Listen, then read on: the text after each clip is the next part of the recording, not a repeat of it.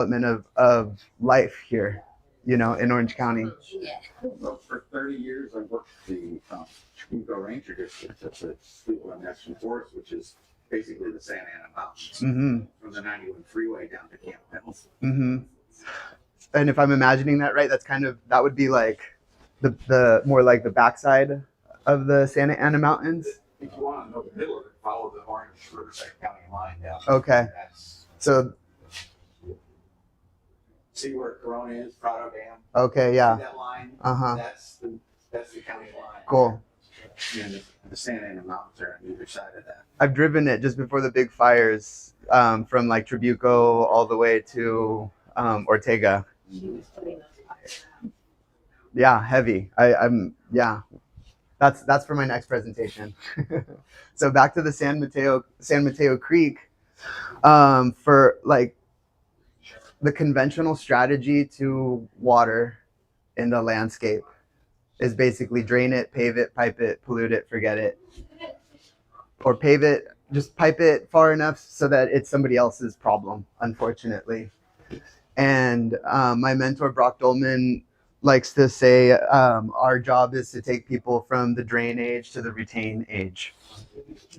And in the sense of participating in the watershed, our job is to slow it, spread it, sink it, store it, share it.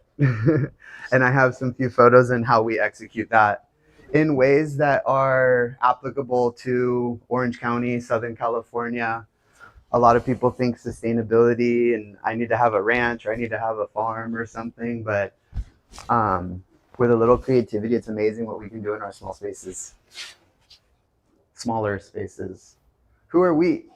My name is Benito Olamendi. My landscape company is called Elemental Designs. I'm a licensed contractor in California. But I didn't come up through the landscape industry, obviously. I came up through more of like the permaculture school of thought. And this is my mob. And these aren't just my ideas. I'm not an above average, like intelligent person. I'm just doing what my mentors have taught me. And here are some photos of some like commercial applications of slow it, spread it, sink it, including a water harvesting, kind of parkway. Instead of raised curbs and like an elevated mounded landscape, you can see the runoff from this parking lot is now being retained in the parking lot and filtered through the soil's natural ability to percolate and hopefully sending water off into the watershed cleaner than the way it's running off of our asphalt. Same thing in this other parking lot, just a simple curb cut that leads into a retention basin, or I would even go as far as to say this is probably on contour. It's probably a bioswale and allowing for that saturation. So we're dancing, people. Do you hear the music? It's happening. These changes are taking place. I just think they need this is probably happening without 99% of the people's awareness. They're walking past this water harvesting infrastructure that is just active in the background. But how does that apply to our homes? This is a client's and dear friend's home, Chris Peterson. She's the anthropology professor at UCI, and this is the University Hills housing. We're quite popular with the professors here. We've done like 3 or 4 of these houses now. And they tried, bless their little hearts. They've minimized their turf area, their non-functional turf. They put in drought-tolerant plants, the strawberry tree, the rosemary, but just kind of like some random assemblance of low water use plants from all over the world. It's really only the European honeybees that I see enjoying the rosemary, and we'll see how that plant palette ties into the overall strategy here. I'll grab my calculator. This is quite simple. Don't run because we're going to do math. Get the seatbelt, get the restraints, Joey, while we do math. This isn't a huge house. But when we come on site, we do a sector analysis, take inventory of the natural resources that are already affecting the site, noting sun, sector, wind, but everybody wants to know about water. So we just hop on Google Maps. We take a quick look at the square footage of the house. And when we add up all these spaces, let's see, 500 plus 500 plus 400 plus 295 or 290, I mean, it's just under 1,700 square feet. So that roof section, this entire roof is displacing about 1,050 gallons of water per inch of rain. And a lot of people's first thought is, why is it worth harvesting that water if it doesn't rain so much? It's because it don't rain so much that we need to maximize each and every drop that falls onto the area that we have control of. So in an average rain year, if I go ahead and just multiply that by 14 inches of rain, we're almost talking about 15,000 gallons of water. You got at least another 500 square feet of dry water. Yeah. Yeah. I like what you're thinking, but I always try to keep these systems as passive and gravity fed as possible. But I do have a pumped example in here that I'll show you. So yeah, quite a bit of roof space. We didn't include this little pink part because that small roof section wouldn't be worth buying the materials to tie it into the overall system. But do you see how now the issue is, what the hell are we going to do with all that water in this very drought-stricken region? It's important to think of our roofs. Another one that I'm going to borrow from my mentor, Brock Dolman. This is an above-ground well. And it's only a lack of creativity that's blocking us from reaching our goals of abundance. Where's the well? I'm sorry? Where's the well? The roof is the well. Oh, I see what you. Okay. It's on, look up. So we didn't end up putting a tank in the front yard for maybe obvious reasons, but this is an old diagram. And we actually ended up diverting this roof section the other way. So it's just this 500 square foot roof section that we diverted into a front yard retention basin.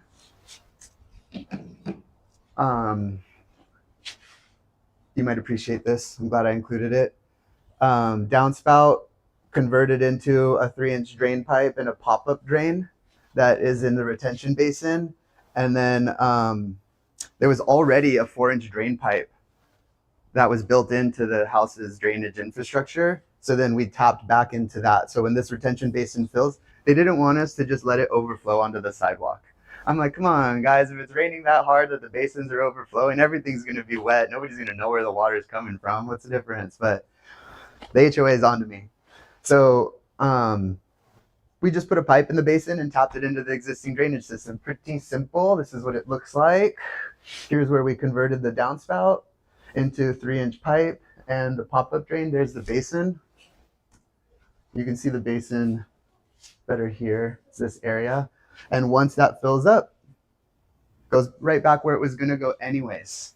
All we did was intercept the amount we could hold in our small front yard and then allow it to strategically overflow into the sewer system instead of it just going roof to sewer. And then we decorated it with some rock to make it look like a dry riverbed. So I think that is flippin' gorgeous, if you ask me. And now we have some native plants in here. We have like hedge nettle ground cover that we totally like trampled all over in executing this project. Fragrant pitcher sage, black sage, white sage, little yarrows, fuchsia flowers, little plants that are actually relevant to the bioregion that are going to enrich the ecosystem around us. And instead of having these wildlife corridors that are divided by our developments, we hopefully built little biological channels through our neighborhoods by reforesting our front yards with these native plant strategies instead of having segmented habitat. All right, this is where it gets a little more detailed. We're going into the backyard. Relatively small roof section, 300 square feet. But like in an atmospheric river that we just had, you know, like something like a large 1-inch rain event, it's a lot of water. And what we did, I'll use this here. We converted this downspout into 3-inch pipe, and the pop-up drain now comes into this creek that we made. It's a bioswale. It's a retention basin that we shaped and decorated to look like a creek. And this donut here is where we already had a big old drain that was built in when they did the track homes.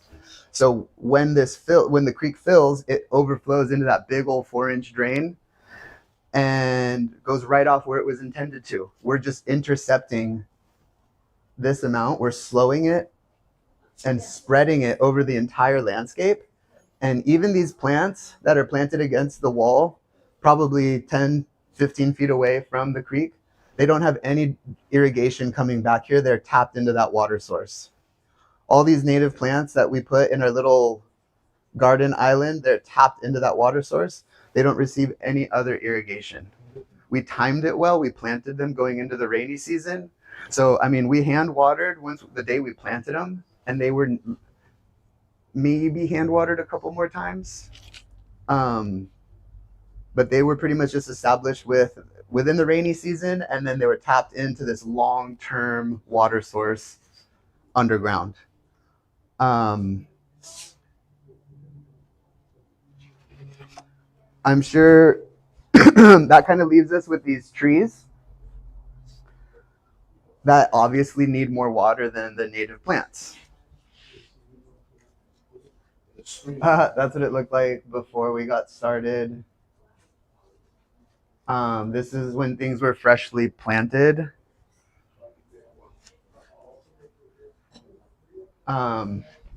We did a tiny bridge. Yeah, do you have a question? Can you back up?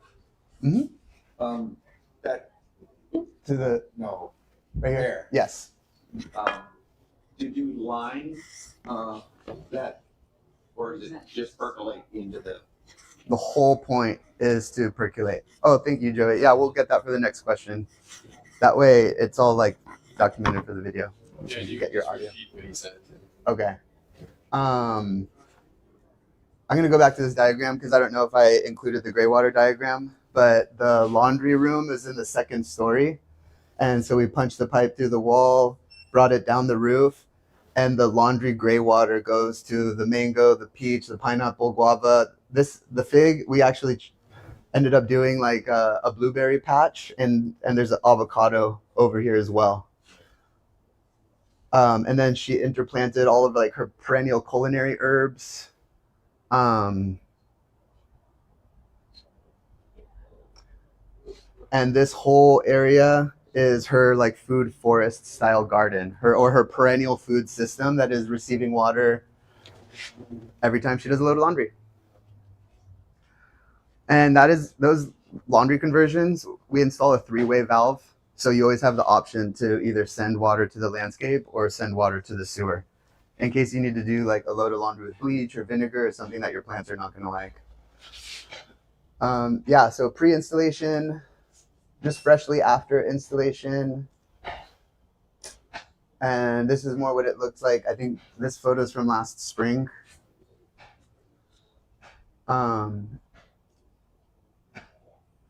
We decorated the path with like some nice gravel. This is me trying to encompass everything in the shot. See the rain tank? They make these really cool slimline rain tanks that only stick off the wall like 2 feet and can fit in basically anybody's side yard. They basically take up that 530 gallon tank basically takes up as much room as your So it's the trash bins. pointed out again? It's this plastic. You don't have to close it up, shut it. I do, yeah. Nice hummingbird sage. We got some water in it. This is more what it looks like now.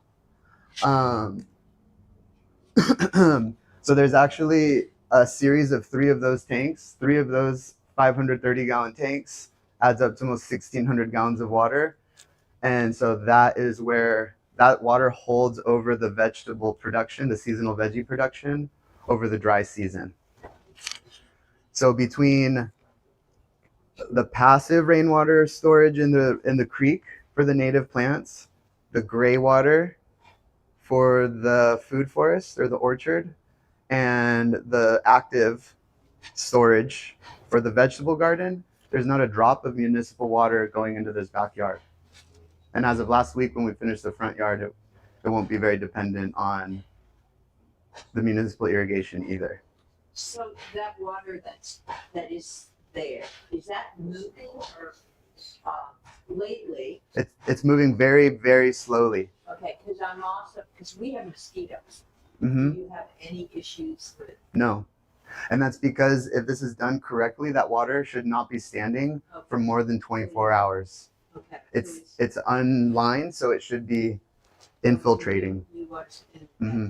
And if I was going to redo this, I would have made it a little wider so that there's more surface area for infiltration. Our soil right now, we've just been doing perk tests on it, and it's been eating like hundreds of gallons of water. It's only meant to hold 200. Yours is an anomaly. It's been just eating. He has great infiltration rate. So, like, for example, I've been telling him ever since we dug it, like, dude, your bioswale needs an overflow. It needs an overflow. It needs an overflow. And he's like, well, it hasn't overflowed yet. And it's just because it infiltrates so quickly. But We have heavy clay soil.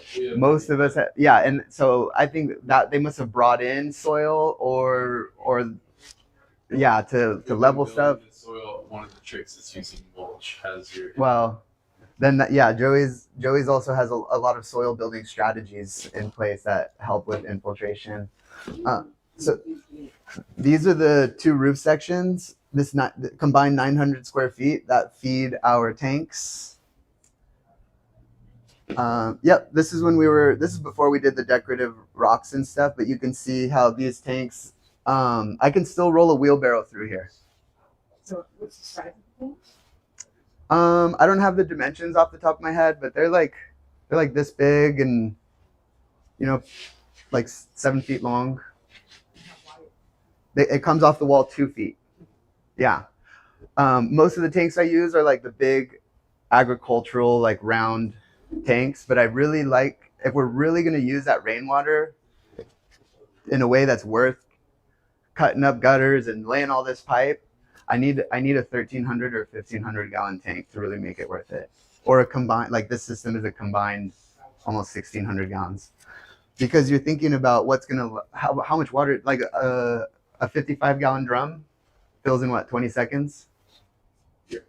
And you use it in about 40 if you're gonna like put a drip system on it. So we're talking those 1,500 gallon tanks. And then over here is how we keep our tanks clean. I don't do this if I'm going into a retention basin in the ground, because if there's some sediment or some leaves, it doesn't matter. But in order for me to not have to go inside this tank and clean it every year, I like to have a leaf screen and a first flush diverter.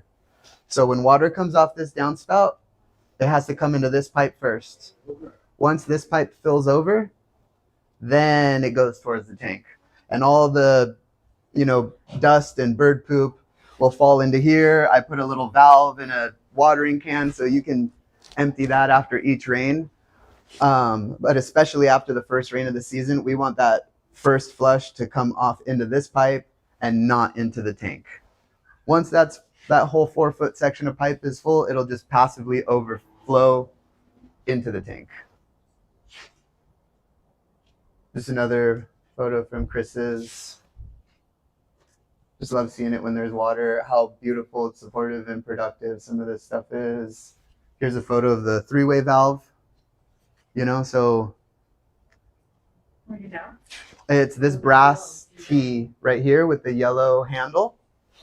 And with a quick flip of the switch, you can play God with your life. Okay. Does anyone need a bio break before we go to the next project? What are those tanks made of? Because we brought one back from New Mexico and it deteriorated eventually. The plastic did.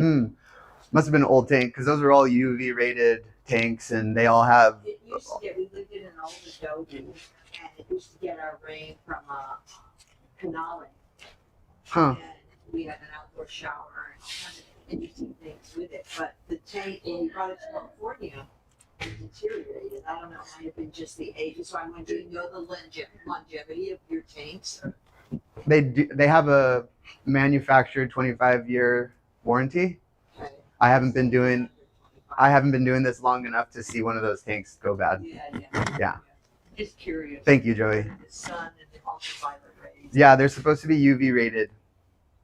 So we're going from Irvine to Costa Mesa. This is Russell's house.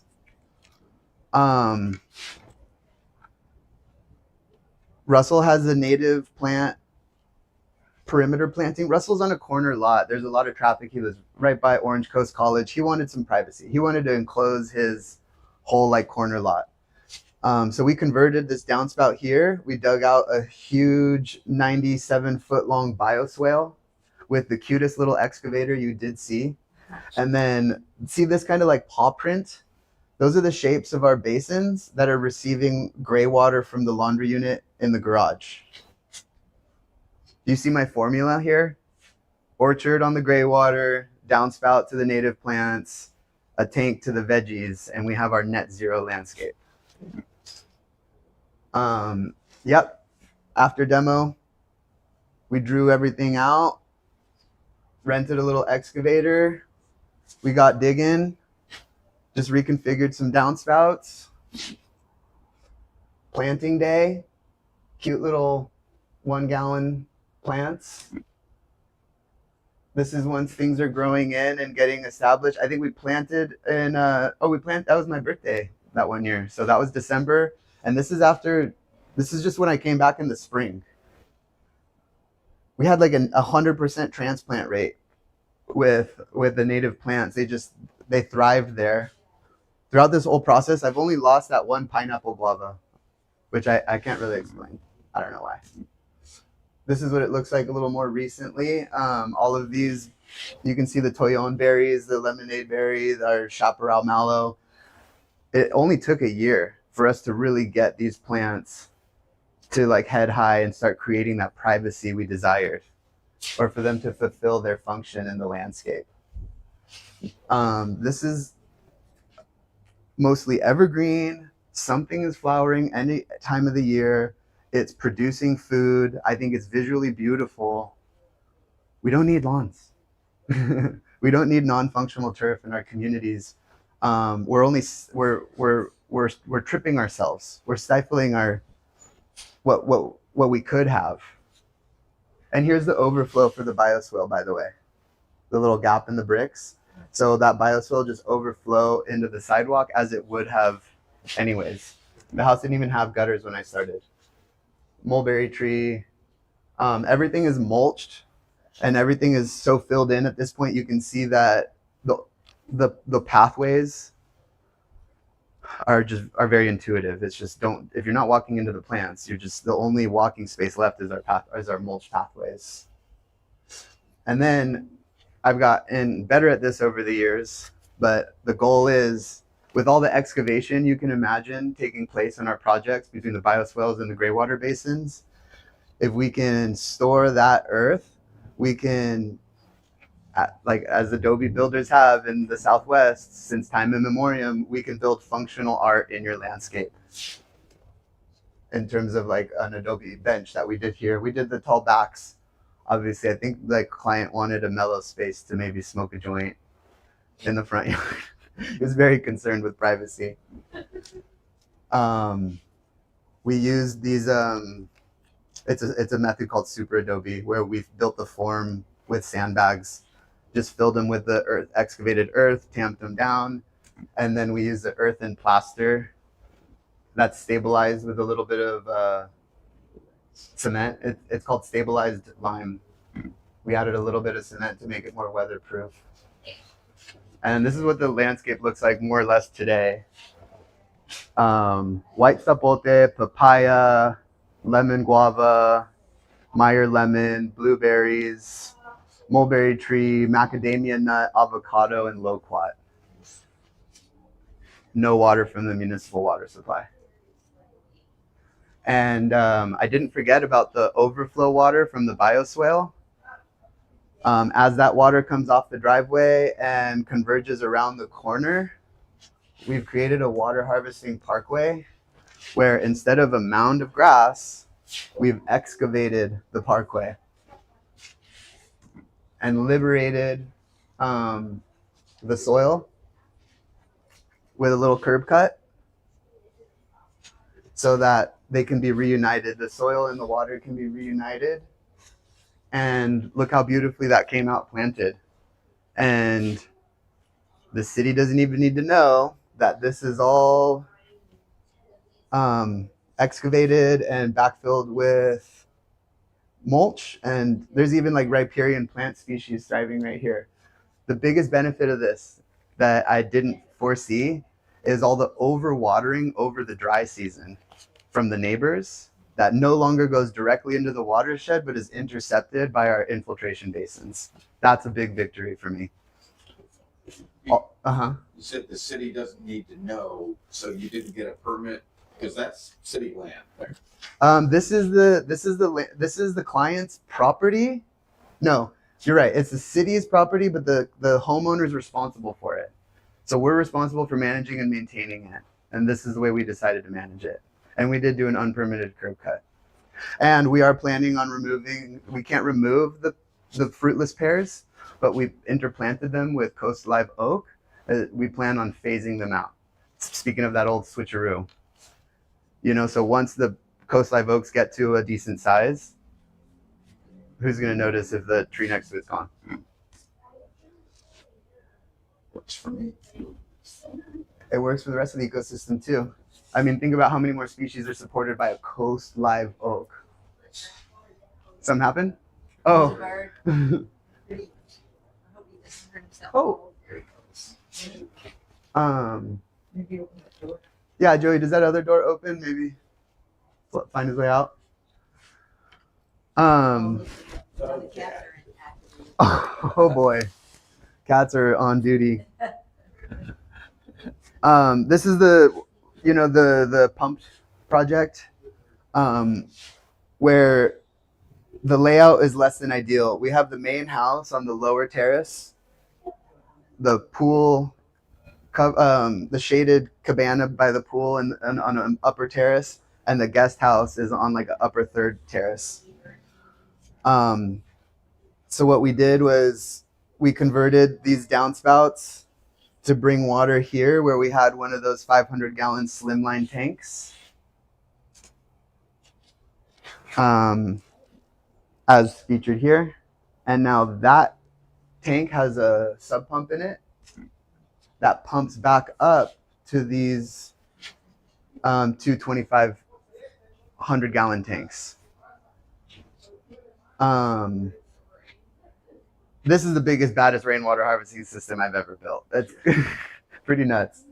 But now that we have all the water stored at the top of the property, it can be gravity fed to the orchard and anything else below.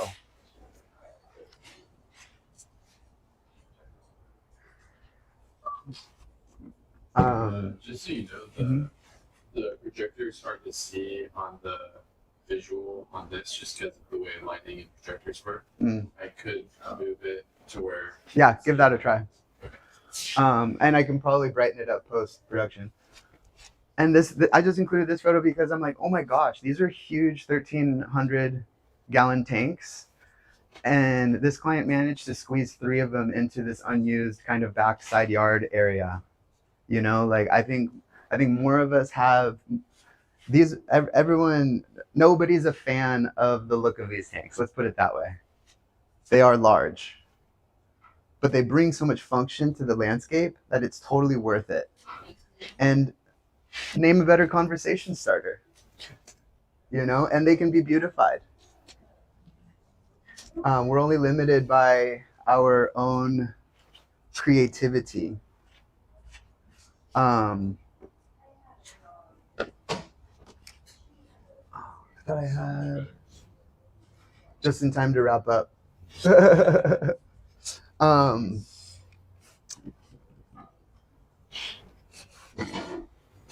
thought I had another gray water example, but I think that kind of encompasses the the formula, if you will, that I keep referring to. If we take the steps to invest in this water harvesting infrastructure, we can create the beauty, we can create the abundance and the productivity that I think a lot of us are striving for in our landscapes. Again, it's passive water harvesting just into basins for the native plants. They thrive. Convert some gray water, ideally the laundry unit, it's just the lowest hanging fruit, to the food forest, and get the rain tanks to the veggies, and you have the dream is there. It's like complete. You have your net zero landscape because you've expanded your water budget with the naturally occurring elements that are already on your project site. So with that being said, I know, Gordon, you had some gray water questions, or you wanted to tell me about your system. And It's a real basic system. The sinks and the shower in the ADU drain into a sump, which is just a box that I got from Home Depot. And when it fills up, the sump pump kicks in and just sprays it straight into the. Oh yeah, if you wouldn't mind talking into the microphone, it'll make our video nicer. The sump pump kicks in and sprays it, or distributes it out into the garden. And Okay. Gravity takes it down. Okay, nice. So is the pump tied into a spray emitter system? Yes. Cool. That's pretty badass. Again, I try to keep things a little more passive for my clients. Yeah. And I like that. and technically I don't want to use that on like a vegetable garden. Right. You know, that might need It's not a vegetable garden. It's, That part's that's more a than that. flower garden. Okay.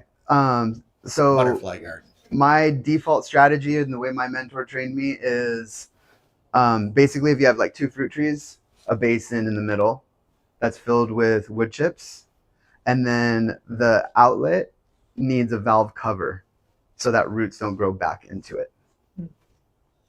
And as long as you're not having roots growing back into any of your systems, that all sounds pretty good to me. Yeah, That's cool. It's something I'll watch out for. There's a mesquite tree that overhangs the whole ADU. Oh, okay. Mesquite tree. Yeah. Gary talked us into years ago. It's just way bigger than we ever. Man, I was just in the Sonoran Desert in October after those rains had came, and all the mesquite, all the palo verde. There's even some rare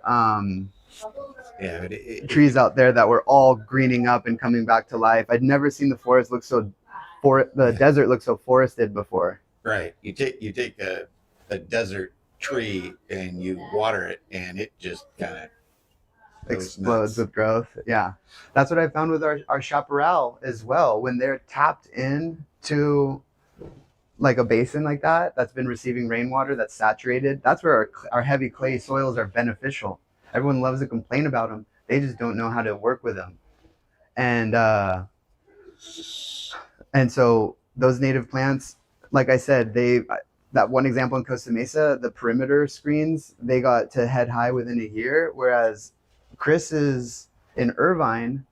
Before we just did that retention basin, she had native plants on pop-up sprinklers. And I was even telling her, I'm like, I'd love to convert those pop-up sprinklers to drip. That'll be better. But they hardly doubled in size from 1 gallon pots for like 2 years. It wasn't until this fall that they really started filling in a little bit. And now that they actually have water being saturated into the landscape, I think they're really going to start growing. But I sat and watched those plants for 1.5 years, almost 2 years, hardly grow because they're just not adapted to what a pop-up sprinkler would imitate. You know? Do you have the Waterwise Home handbook, or how did you? just going online. Just going online, YouTube University. Yep. Yeah. And trying, failing is learning. Yeah. So you just keep going at it and tweaking and tweaking. And I like your sandbag Adobe that you. thanks. Yeah, I studied that architecture method at Cal Earth in Hesperia. Are you familiar with that school? It's an earth and architecture school. We watched them use stuff like that in New Mexico. We go out. Yeah. I guess, And we had real adobe with, what did they call it? The dummy gringos or yeah, gringo boards. gringo board. What are gringo boards? Every so often in your stacked Adobe, you throw in a board Oh, okay. so that you can nail up your pictures or whatever. Oh, yeah. And they called them gringo boards. Yeah, Probably derogatory remark. I think at Cal Earth they call them non-PC. like dummy boards or something. Gringo Yeah. dummy board. Or no, now they're called cleats. yeah. Yeah, something. Because you nestle them in between the layers of bags so that you Yeah. have somewhere to mount like your sockets, and Correct. Exactly. it's almost like there's like a stud. Yeah. Yes. It was a great house. I mean, it was super hot, Carlsbad, New Mexico. And it managed its internal temperature pretty well and all that. 18-inch walls. Yeah. Wow. It was beautiful. So Old. I've been on builds where we took the effort into making these Adobe style homes, but I think on this one we put windows in that were too big, and it compromised Yeah. that thermal mass that we were trying to Our utilize. windows you could sit in because the ledges were 18 inches. So It was cool. and you could read a book. It was gorgeous. Yeah, I'm trying to build the same way. Did you have any questions? Do you have a project that you're working on that could use a little water? I just use my laundry water. Oh, To, do you have one of those valves? well, no, what I do is I run the water coming out of the washing machine into a trash can, Would you mind grabbing the microphone? So and then I have a pump from Harbor Freight Yeah. that just runs it to a hose, and I just move it around. That's where we got our Harbor Freight. Yeah, genius. Freight. How much was that sub pump? $60, Nice. and so I just move it around. And do you have like fruit trees, or how do you use that water? I have apple trees, rose garden, Oh, so I just do all that. Very cool. Very cool. But yeah, I want to get a 3-way valve on the Yeah. so that it I love that. right, because in the wintertime I don't really need that much laundry water going out there, especially right now. Mm-hmm. So And that reminds me, I can thank you. And I'd love to set you up with that 3-way valve, and just make that whole system more passive for you. But that reminds me, so imagining what it's like living with these systems and when to know when to turn it off and when to turn it off. Best practice is we don't want to create any contamination, so we turn them off before a rain event, which makes sense because you're not going to need it after the rain event, really. And then we're on this boom or bust cycle of precipitation. So maybe 2 weeks go by and we haven't had another rain event, and maybe you don't see one in the forecast, and you're wondering like, should I turn my valve back on? We have soil probes, like a nice 18-inch soil probe with like a foot handle on it, so you can dig it in easily, and it even has a plunger on it, so you can push the core sample out and you analyze it. Is it wet? Is it dry? And that's your indication. I don't like working with like those moisture meters. I've never felt like they haven't worked for me, versus holding a little soil core and feeling it yourself. So Yeah, Gary does the stick a piece of rebar in and see how far he can just stick it in. yeah, well, I don't have the intuition that Gary does. It might have taken him a few years to refine his technique. We've known him 30. Very cool, very cool. But same, he's not wrong. No. You get now that we're at the older end of things, you realize that your cumulative knowledge is very valuable. Yeah. So in terms of like incorporating these systems into our already very busy lifestyles, once they're set up with a 3-way valve and everything's already piped to go into its predetermined areas, I think that could fit into most anybody's house. Do you have like you know, like a catalog or something like for these tanks, and you know, so you know what you're purchasing and what it's going to cost. The catalogs exist on the manufacturer websites. Oh, okay. Yeah. And if you want to just leave me your email address, I'd be happy to just like email you those catalogs or whatever. I think that's all right. Because there's a few different manufacturers and their dimensions vary slightly. Yeah. I mean, there was no one more surprised than us, because that's why we took the tank with us from New Mexico, but we brought it, we had it in the side yard by our vegetable garden, and after 3, 4, 5 seasons, we noticed it wouldn't hold water anymore. It was like crazy. Yeah. You know, and it was in a very sunny location, vegetable garden. So we never even got to use it. We ended up taking it to the dump. Wow, To the dump. Yeah. that's great. Yeah. They do make steel tanks that can be assembled on site. Yeah. I like how thin yours are now. Yeah. Are you ready for the catch? What is the catch? The price. Yeah, sure. Because for that, Yeah. I just did the calculations for this client. We're about to do the installations. She loved the slimline tanks. She hated the big round tanks. And once we got to the nitty gritty of it, we realized for just like another $700, you can get 3 times more catchment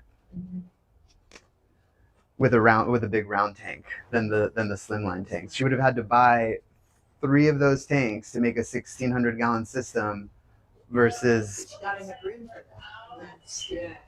Yeah, that's also why, like, you know, you lean towards in the ground first. Yeah, That's why we do the swales and stuff. Yes. We're catching hundreds and hundreds And as of long as it water is- just because you got, you know. It moves, the water moves so that you don't get the mosquitoes. Well, when I say moves, I'm let me rephrase that.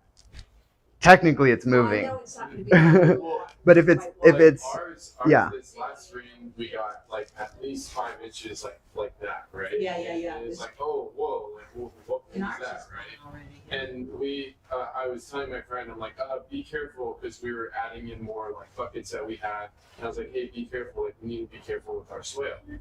And then he was like, oh, well, let's see. He dug down to the bottom, and there was no sitting water. It had just poured, and less than an hour, there was no sitting water because of the infiltration. Yeah.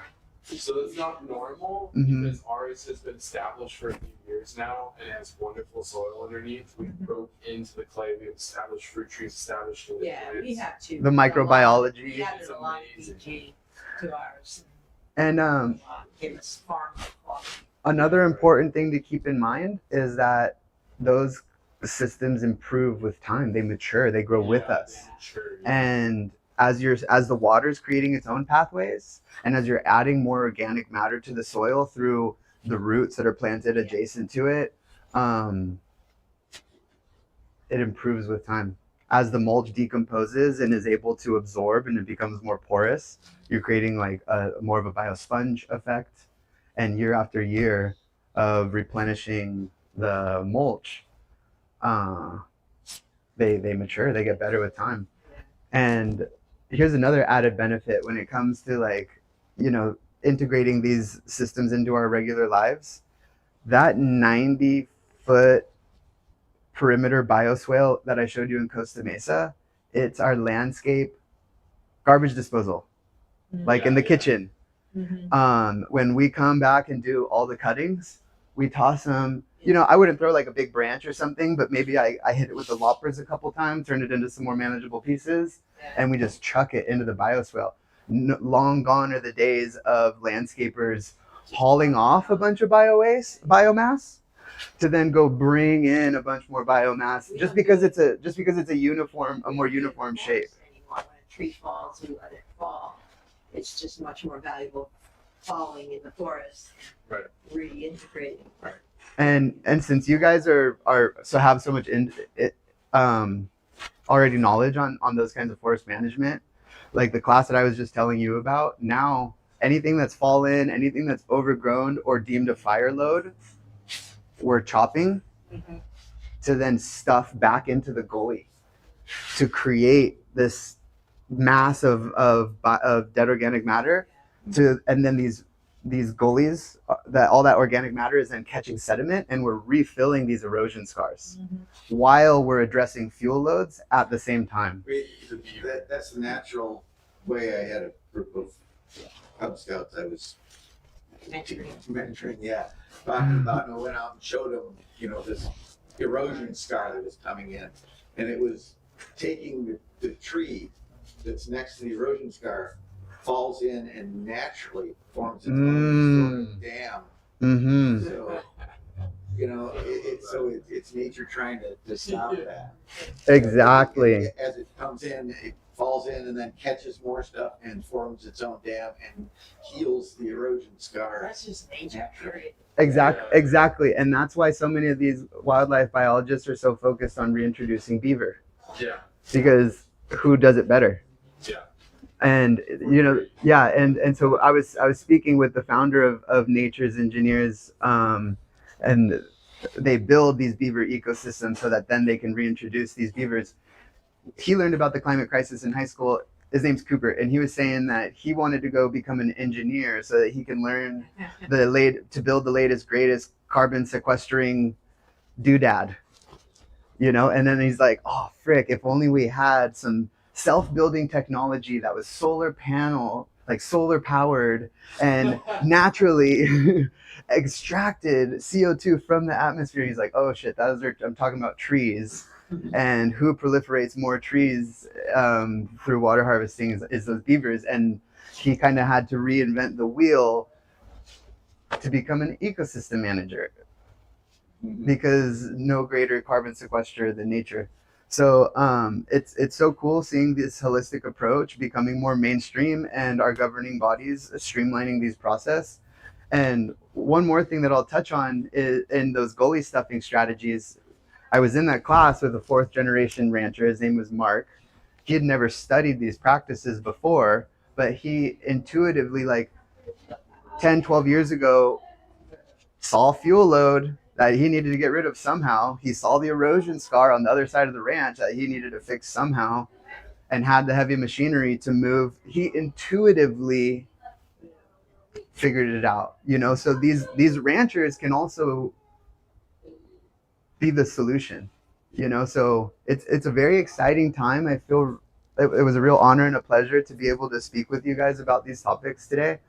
And like I said, I'd love to, if you want to leave me your information, I'd love to get you all dialed in with your little 3-way valve and help you with your next tank purchase. Yeah, I mean, nature's good at it. You want to propagate aspen, cut it down. Who'd have thought? Yeah. That's what the beaver do. Yeah, and so I'll conclude with we're on the cutting edge of 10,000-year-old technology. Nothing I've explained here is new, and people have been living in the Southwest this way since time immemorial. And really, the permaculture school of thought that I came from, I think more and more people are realizing that its foundation is in tech or traditional ecological knowledge, and that traditional ecological knowledge is the foundation of our strategy at Elemental Design. So I'll leave you guys with that for today. And it was so nice meeting you guys. And I'm glad we had a small group and kind of get to know each other better and have like a more interesting conversation that way. It shows where the work needs to be done now too. That more people need to become aware that this is out there and we need to deal with it now. We need those critical thinkers. Right, yeah. And hopefully our internet people are listening and pollinating the ideas too. Yeah, I think there's more. I call them our soil siblings. There's more soil siblings out there than you realize, and I think it's community spaces like this that really foster the connection and allow us to spread the word. We can come together and solve the problem.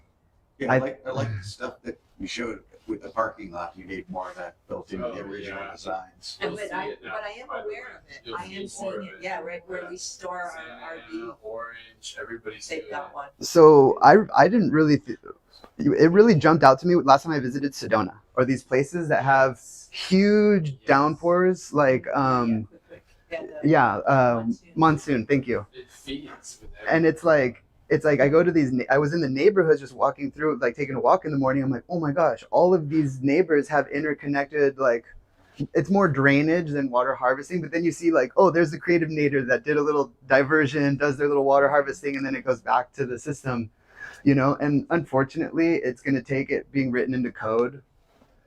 Yeah, because there's whole cities, like I think of, there's Covina and West Covina and a few cities, they don't even have gutters and their streets are just And it's going to, flooded and horrible. yeah. So how many more years of flooding and rebuilding and repaving are we going to do until it's I just, mean, we just had a Mission Viejo, their whole sewer system collapsed because there was too much enough water and it was brand new stuff. which city? I need to go to their council meetings.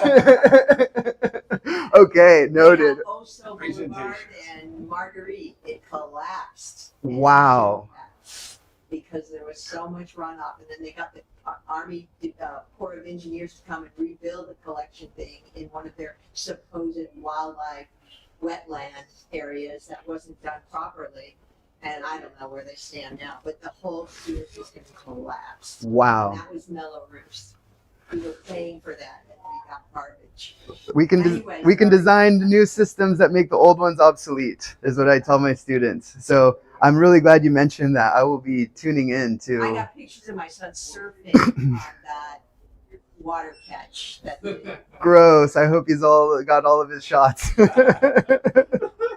he was surfing at the top end before he. Oh, I'm joking. I've done plenty of surfing at the end of a dirty watershed, and I do have all my shots. Well, he was surfing more. He was You're nowhere. surfing in the watershed. Yeah, the watershed. There was no ocean around him. Oh no, I He imagine has so. since Yeah. gone out to the ocean. Anyway. Well, Thank you very much. it was my pleasure. Yeah. Do you mind leaving an email and I can get back to you? Is that an appropriate way to connect? I got a pin. What do you think of my flyer? I think it gets the point across. Longitude, oh yeah, that's real good. Longitude landscape will catch their eyes. That's a good one. Hey, you want to turn it The easiest thing for us to capture is water out of the upstairs shower and tubs. It comes right down the wall right there. in? Yeah, but even our laundry, just Yeah. go out beside there. Yeah. Perfect. Yeah. It's not in the garage, but it backs to the garage. So we can get that easy. Yeah, unless it's like centralized in the middle of the house. Yeah. Yeah, that's. Ours runs like along the wall. Thank you so much for coming in this morning. It was nice meeting you. It's like another long wall in the top now. I appreciate that. Thank you for the kind words. It's fun stuff. The washer itself has a pump. Yeah. So you just make a hole in the wall where like your laundry room is, your Right. shower runs. And that would be a gravity. So you would have to do gravity, right? So it's gotta be like a fourth of an inch per 3 Per feet. foot. Yeah. Yeah. Whereas the laundry unit has a pump built into it. That's the low hanging fruit. It makes it very easy. Yeah. But I thought about it, like, I have upstairs bathrooms, and I thought about, piping so that I could take advantage of that water. Yeah. Yeah. Right. It- I think about there's that every definite- time I look. It's definitely possible. But what I have found in planning these systems is the laundry unit gets used so frequently and so much water comes out of it that it's usually enough to meet the needs of our goals. And then it makes it kind of obsolete to then tap into, and it's more intrusive Yeah. to go into a wall and then restucco a wall. The laundry unit, sometimes I just core a 1 3/8 hole to get the pipe through the wall, and that's as intrusive as it needs to be. Yeah, I have a window right now, so I just up in this. Yeah. And it can be, a scheduling thing rather than have laundry day where you do 5 loads on Saturday. Break it up. 1 load Yeah. every day. Yeah. It would provide a more even flow of water. Yeah, thank you. Yeah. All righty, well, thank you very much. That was, gave us some more fertile ideas. Excellent. Mission accomplished. Thank you so much. Thank you. You.